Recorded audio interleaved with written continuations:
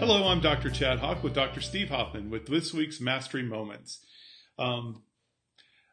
There's something that's been, that got under my skin, I think is a way of saying it, this past week when I had somebody confront me, not to my face, but in a very passive aggressive way about the missions work that I've been doing over the past, 10, 12, 14 years.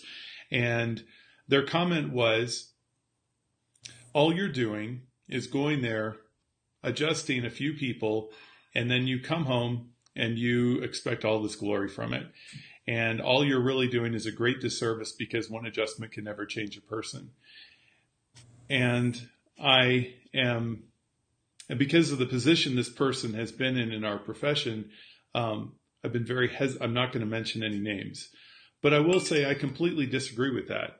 And I disagree with that because I know that when we do an adjustment on a person, whether it's 1 or 100 adjustments, it changes their experience in this world.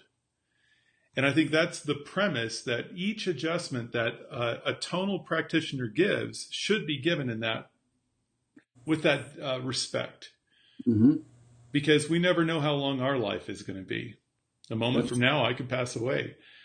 But I would never, ever wish that upon another person, to have no opportunity to ever receive an adjustment. And I know this is not, it's a little different than the direction we normally go in, Sure. but it really gets to what it means to be in the heart of a chiropractor. Sure. Well,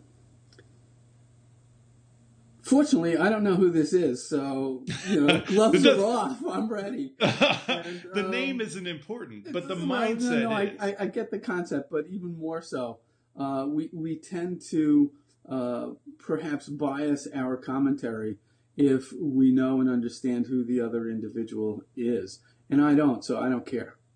Okay, and that said, two things. First of all, BJ, and second of all, an adolescent's level of emotional maturity. So let's talk about BJ first. He averaged 2.4 visits. That was it. The typical person seeing BJ got adjusted 2.4 times. So based on the commentary, BJ should never have adjusted anybody because no one ever came back. And the entire profession and planet, as a result, should just be damned as a result. So that's comment number one. Along the same lines with BJ, he talked about a cumulative constructive or a cumulative destructive survival value. And he talked about one thing. A slip on the sidewalk is a small thing to one.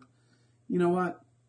What you do adds a tremendous amount of a cumulative constructive survival value. Even if it's just to one person and even if it's just one time, as opposed to somebody who's going to dissuade you or attempt to dissuade you or make you wrong for doing such a thing.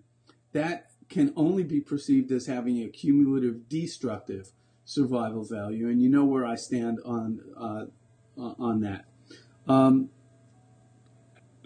May I bring up something at this point? Sure. The reason I wanted to bring this up is I had an amazing discussion with a chiropractor last week who was beating themselves up because somebody came in and they could only afford 2 adjustments and they had to leave. Mm-hmm. And I said, those 2 adjustments probably changed that person's life forever.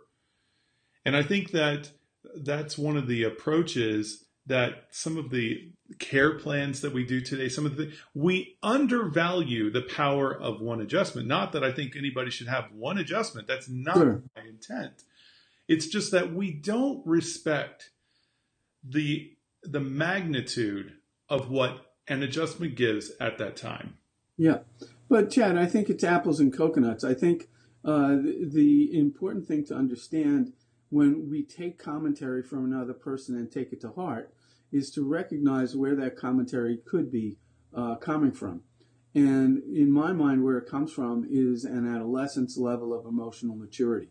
If you remember back to your teenage years, maybe not you, but I certainly was guilty of attempting to puff ourselves up by keeping the people around us small. We used to call it ranking on them, putting them down. It's a perfect terminology.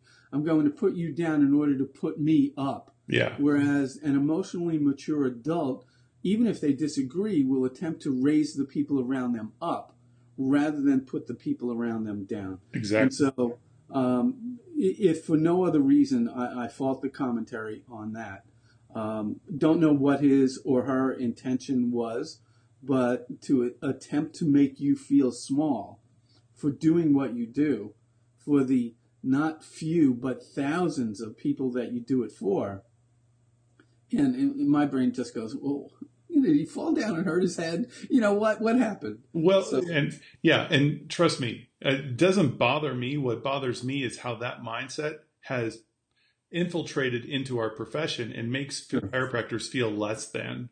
Sure, exactly. And that's what bugs me. When I had that conversation or that discussion, online discussion with this person, and then shortly followed up with this conversation I had with this struggling chiropractor, and I thought, it's the same thing.